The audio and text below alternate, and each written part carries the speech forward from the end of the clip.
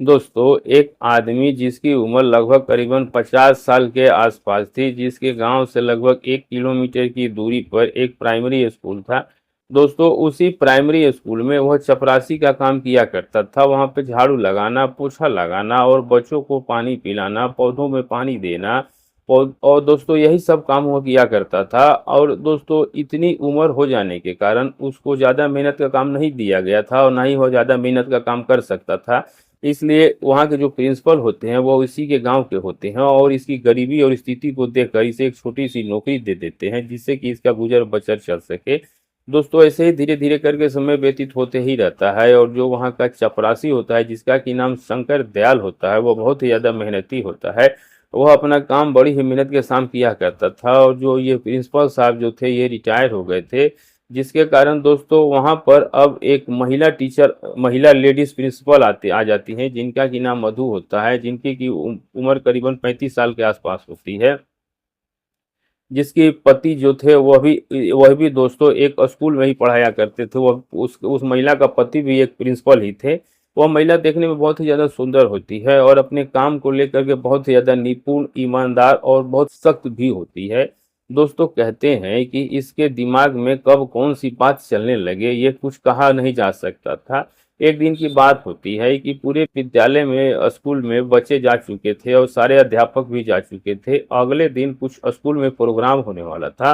तो अब जो वो मैडम थी, यानी वो चपरासी जो शंकर दयाल थे, वह उनको अपने कार्यालय में बुलाती है और कार्यालय में बुलाने के बाद उन दोनों के बीच दोस्तों जो कुछ भी होता है, जो बातें होती हैं और जो सिलसिला बातों का बढ़ता है, कहाँ तक जाता है, उन दोनों के बीच क्या बातें होती हैं, ये सब कुछ जानते हैं। बड़ी ही रोचक और मनोहक मनोहर कहानी है, सीख देने वाली कहानी है। आगे वीडियो में आपको बहुत कुछ सीख मिलेगा, इसलिए दोस्तों वीडियो को लास्ट तक देखिएगा। और जो दोस्तों लोग हमारे चैनल में नए आए हैं, वह चैनल को सब्सक्राइब कर दीजिएगा। और दोस्तों, अगर वीडियो अच्छी लगे तो चैनल को लाइक, वीडियो को सब्सक्राइब करना बिल्कुल मत भूलिएगा। आज की घटना की शुरुआत होती है राजस्थान से, जहां पर धूलपुर गांव नाम का एक गांव था, जहां पर दोस्तों एक प्राइमरी स्कूल था जो कि गांव से 1 किलोमीटर की दूरी पे था। वहां पर बहुत सारे बच्चे पढ़ने के लिए जाया करते थे। गरीब घर के भी थे, अच्छे घर के भी थे। और दोस्तों, इसी प्राइमरी स्कूल में एक बुजुर्ग भी थे, जिनकी उम्र दोस्तों करीबन 55 से 56 साल के आसपास थी। नाम उनका शंकर दयाल था। ये चपरासी का काम किया करते थे। बच्चों में दोस्तों इनका व्यवहार बहुत ही अच्छा था। बहुत बच्चों से ये इतने प्यार से बोलते थे और वह उन्हीं के गांव के थे। जान पहचान इतनी अच्छी थी कि बच्चे उनसे बहुत ही जल्दी घुल मिल गए थे। वह बिल्कुल ही पढ़े लिखे नहीं थे, इनकी इसलिए दोस्तों उनको पढ़ाई का महत्व बहुत ही अच्छे से पता था। अपने बेटे को बहुत पढ़ाना चाहते थे, लेकिन दोस्तों उनके बेटे का मन पढ़ाई में नहीं लगता है। और दोस्तों, इनका एक बेटा ही था। पत्नी को गुजरे हुए लगभग 4 से 5 साल का समय बीत चुका था। शंकर दयाल की आखिर ऐसी कौन सी मजबूरी थी कि इतनी उम्र में भी उनको ये काम करना पड़ता था। दोस्तों, ये सारी जानकारी आपको इस वीडियो के अंतिम में पता चल जाएगा, तो वीडियो में अंतिम तक जरूर बने रहिएगा। दोस्तों, शंकर दयाल जो था वह सबसे पहले विद्यालय आते थे और अपना काम बिल्कुल ही निपुणता के साथ किया करते थे। स्कूल में आते ही सबसे पहले झाड़ू पोछा लगाना, मेजों को पोछना, डेस्क को पोछना, सारे कुर्सियों की साफ सफाई, सब कुछ ईमानदारी के साथ किया करते थे। और दोस्तों, उनको इस स्कूल में काम करते हुए लगभग 10 से 12 साल का समय भी बीत चुका था। तो अब वहाँ के जो प्रिंसिपल होते हैं, जो प्रिंसिपल ने उन्हें रख रखा था, उनका रिटायरमेंट हो जाता है। तो अब दोस्तों वे वहाँ से रिटायर होकर के चले जाते हैं। 2-3 महीने तक तो वहाँ कोई भी स्कूल में प्रिंसिपल बन के नहीं आता है, नई ज्वाइनिंग नहीं होती है। अचानक से दोस्तों एक दिन एक लेडीज महिला टीचर आती है, जिसकी उम्र करीबन 35 साल के करीब थी। वहां पर आकर दोस्तों वह अपनी अंदर जाकर के प्रिंसिपल वाले कुर्सी पर बैठ जाती है। और दोस्तों जो टीचर लोग अगल बगल के होते हैं वो भी आते हैं और जब परिचय पूछा जाता है तो वह अपना नाम मधु बताती है और बताती है कि मैं इस विद्यालय की नई प्रिंसिपल हूँ।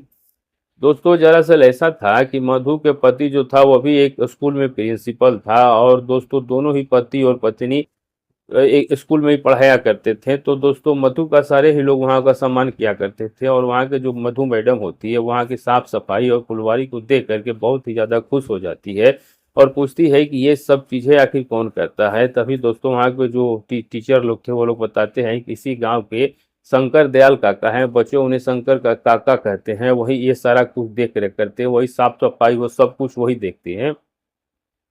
अब उसके बाद मधु उसको बुलाती है। अब जब तो शंकर दयाल को अपने सामने देखती है तो वाकई 56 साल के जरूर थे, लेकिन अच्छे खासे फिट और हटे कटे थे। उनको देख करके वो देखती ही रह जाती है। और अब उसके बाद में दोस्तों जब वो शंकर दयाल वहां पे आता है और जब उस मैडम की तरफ हाथ जोड़ करके नमस्कार करता है, और उसके बाद दोस्तों जब वो मैडम की तरफ देखता है तो वाकई में दोस्तों मैडम भी बहुत ज्यादा खूबसूरत थी। अब आगे भविष्य में उन दोनों के साथ क्या होने वाला था, क्या घटना घटने वाली थी, आगे दोस्तों ये घटना आपको आगे पता चलेगा।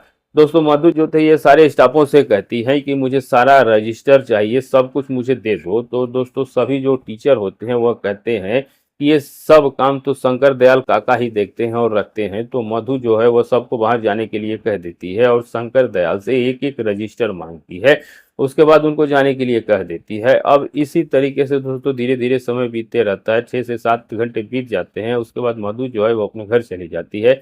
शंकर काका भी ताला लगाकर अपने स्कूल से घर चले जाते हैं। दूसरा दिन होता है तो शंकर काका सबसे पहले आते हैं, वही दिनचर्या उनका था।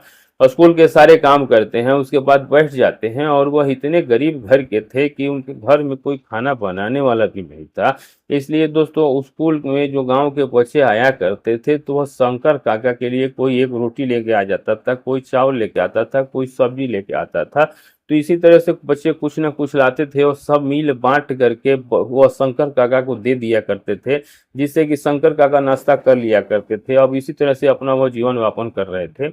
ये सब चीजें मधु बहुत ज्यादा नोटिस कर रही थी और देख रही थी कि शंकर काका की स्थिति जो है बहुत ही ज्यादा खराब है। क्योंकि दोस्तों जब वो शंकर काका की तरफ देखती है तो उनके पैरों की चप्पल जो थी वो भी टूटी हुई थी। क्योंकि दोस्तों उनके स्कूल से गुजर बसर के लिए पैसा तो मिलता था, लेकिन इतना पैसा नहीं मिलता था कि वो अच्छे से अपना शरीर पे कपड़े पहन सके और घर चला सके। अब दोस्तों मधु को उन पे तरस आ जाता है और मधु जो है वह शंकर दयाल काका को अपने केबिन में बुलाती है और उनकी परिस्थिति के बारे में जानने लगती है।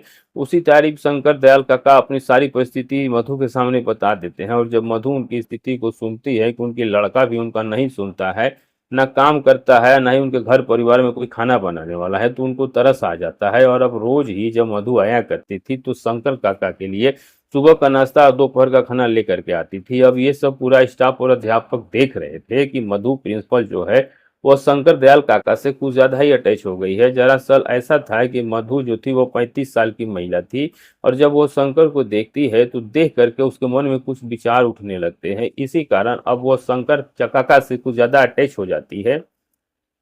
एक दिन का समय होता है दोस्तों, स्कूल में अचानक से उसके पास फोन आता है और फोन आने के बाद बात करने के बाद जो मधु होती है वो घबरा करके फोन रख देती है और उसके बाद तुरंत ही शंकर और अध्यापकों को आवाज लगाती है और कहती है कि कल सभी लोग जल्दी आ जाना, क्योंकि स्कूल में है वह कल एक बहुत बड़ी मंत्री की टीम आ रही है।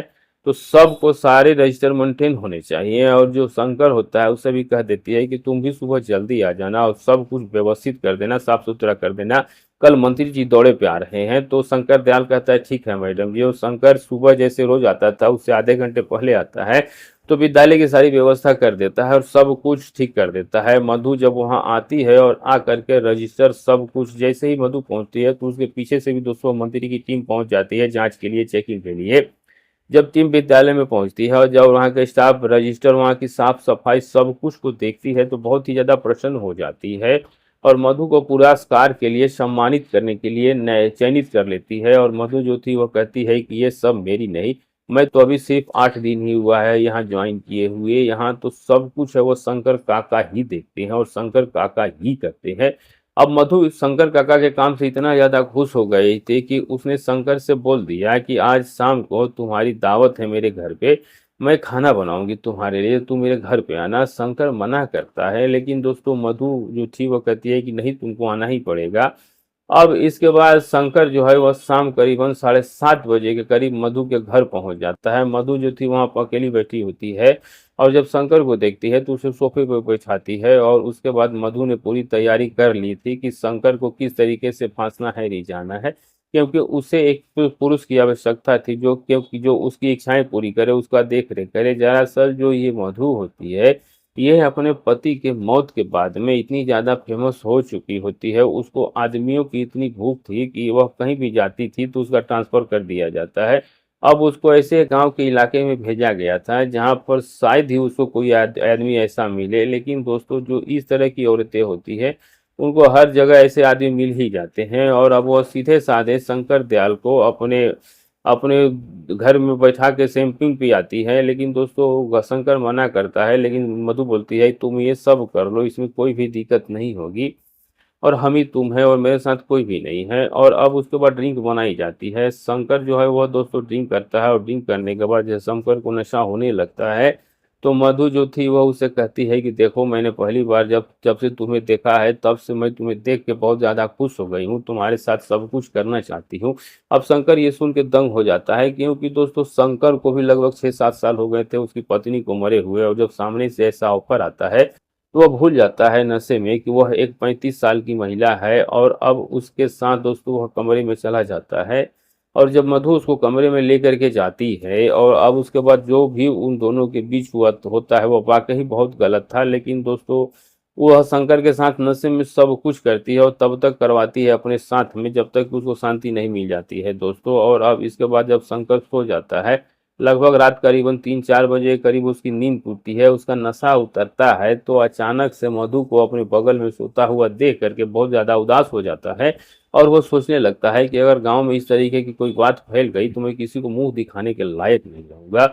अब उसके बाद दोस्तों शंकर उठ के खड़ा होता है, कपड़े पहनने लगता है, तो अब मधु जो थी वो खड़ी होती है और कहती है कि तुम कहाँ जा रहे हो। लेकिन शंकर जो था वो अपने किए पे बहुत पछताता है कि मैडम मुझसे बहुत गलती हो गई, मैंने नशे में ये सब कुछ कर दिया, अब मैं ऐसा कुछ भी नहीं करूंगा। लेकिन जो ये मधु थी वो कहती है कि अब तुमको ये रोज ही करना पड़ेगा और अगर तुम नहीं करोगे तो मैं तुम्हें ब्लैकमेल करूंगी और सबको बता दूंगी कि तुमने मेरे साथ क्या क्या किया है। अब शंकर बहुत ज्यादा परेशान हो जाता है और वो समझ नहीं पाता है कि करे तो क्या करे, किस तरीके से वहां से निकले। अब इसके बाद क्या था दोस्तों, सुबह होती है, शंकर जो था वहां से स्कूल में काम पे चला जाता है, दिन भर उदास रहता है और यही सोचते रहता है कि क्या करें। अब इसके बाद जब सारे अध्यापक चले जाते हैं तो सारे अध्यापकों के जाने के बाद मधु जो है वो शंकर दयाल को कमरे में बुलाती है और कहती है कि 8 बजे के करीब मैं तुम्हारा अपने घर पे इंतजार करूंगी और अगर तुम नहीं आए तो ये सोच लेना कि मैं सभी को बता दूंगी कि तुमने मेरे साथ क्या किया है। अब क्या था दोस्तों, शंकर तो मजबूर ही हो चुका था। लगभग रात को जब 8 बजता है तो शंकर मधु के घर पहुंचता है और जब मधु के घर पहुंचता है तो उसी तरीके से दिनचर्या स्टार्ट हो जाती है। और अब उसके बाद वह अपने फ्रिज से शैंपेन निकालती है, ड्रिंक कराती है और ड्रिंक कराने के बाद उसके साथ शारीरिक संबंध बनाती है।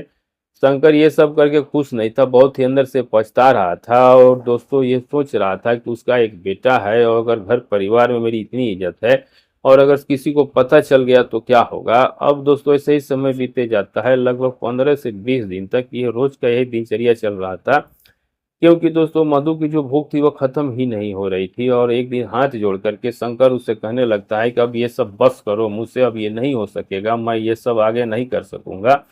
लेकिन मधु जो थी वह कहती है कि अगर तुमने किसी को कुछ भी बताया तो ये सोच लेना कि मैं सब कुछ बता दूंगी। अब शंकर जो था दोस्तों वो बहुत ही ज़्यादा मजबूर हो जाता है और लगभग 1 से 1.5 महीने तक इसी तरह से चलते रहता है। शंकर इतना ज़्यादा परेशान रहने लगा था कि अब उसका दिमाग ही काम करना बंद कर देता है और अब वह सोचना समझना बंद कर देता है और अब वह विचार करता है कि ऐसी जिंदगी से तो मौत ही अच्छी है। और अब दोस्तों उस दिन वो ऐसा फैसला करता है कि वाकई दोस्तों मधु के लिए बहुत ही शर्मनाक था। एक दिन दोस्तों ऐसा ही होता है, मधु जो थी वो एक दिन उसे कहती है कि मैं तुम्हारा आज रात को 8 से 9 बजे इंतजार करूंगी और तुमको मेरे घर आना ही है। उस दिन उसने बहुत ही अच्छे से तैयारी करके रखी थी, लेकिन शंकर जो था वह अपनी दिनचर्या से परेशान हो चुका था और अब उसने सोच लिया था कि मुझे कुछ ना कुछ निर्णय लेना ही पड़ेगा। अपने घर जाता है, एक कागज कलम उठाता है और उसमें उसके साथ जो कुछ भी वो मैडम कर रही होती है, जो मधु मैडम कर रही होती है, वो सब कुछ लिख देता है। और लिखने के बाद दोस्तों उसको अपनी तकिया के नीचे रख कर अपने पंखे से लटक कर अपनी जान दे देता है दोस्तों। अब दोस्तों ये जब घटना सुबह जब उसका बेटा आता है, दरवाजा खोलता है, अपने पिता को लटकता हुआ देखता है तो दंग रह जाता है। उसके बाद पूरा गांव इकट्ठा हो जाता है और उन्हीं गांव में से एक लोग पुलिस को फोन कर देते हैं और दोस्तों जब पुलिस आती है 15 से 20 मिनट के अंदर तो वहाँ पर सारे सामानों की छानबीन करने लगती है। और जब छानबीन करती है तो उसके तकिया के नीचे से सुसाइड नोट मिलता है। उसे पता चलता है कि शंकर जो है वह किस कारण सुसाइड किया है, किस कारण से अपनी जान दी है। दोस्तों एक औरत ने, एक मधु नाम की औरत ने एक काम करने वाले मेहनती इंसान शंकर की जान ले ली। अब पुलिस जाती है और जा करके वहां से मधु को गिरफ्तार कर लेती है और दोस्तों उसको जेल में डाल देती है। जेल में डालने के बाद दोस्तों उसके ऊपर गंभीर धाराओं में मुकदमा दर्ज हो जाता है और अब दोस्तों उसको सजा हो जाती है, उसको बाद में उम्र कैद की सजा हो जाती है। मधु दोस्तों इस समय जेल में है और मधु इतनी हवस की पुजारी थी और लोगों को पता था कि वो इस तरह की औरत है तो उसको नौकरी से निकाल देना चाहिए था, ना कि उसको ट्रांसफर करना चाहिए था, क्योंकि दोस्तों जो इंसान टेढ़ा होता है वह कभी नहीं सुधर सकता। चरित्रहीन इंसान कभी भी नहीं सुधर सकता। आपका इस वीडियो पर क्या राय है कमेंट करके जरूर बताइएगा। और दोस्तों वीडियो अच्छी लगी हो तो चैनल को सब्सक्राइब, वीडियो को लाइक करना बिल्कुल मत भूलिएगा। और आप ये वीडियो जहां से भी देख रहे हैं अपना और अपने सिटी का नाम जरूर लिखिएगा। मिलेंगे सच्ची घटनाओं के साथ, तब तक के लिए नमस्कार।